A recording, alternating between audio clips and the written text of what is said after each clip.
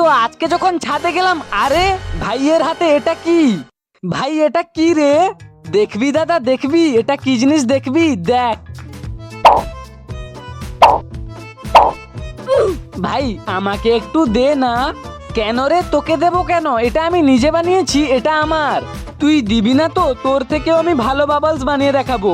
কিন্তু কি করে যে বানাই, কি করে যে বানাই। বন্ধু, তুমি দীঘা সমুদ্রের জল এনে খুব সুন্দর বাবলস বানাতে পারবে। এটা তো অসম্ভব।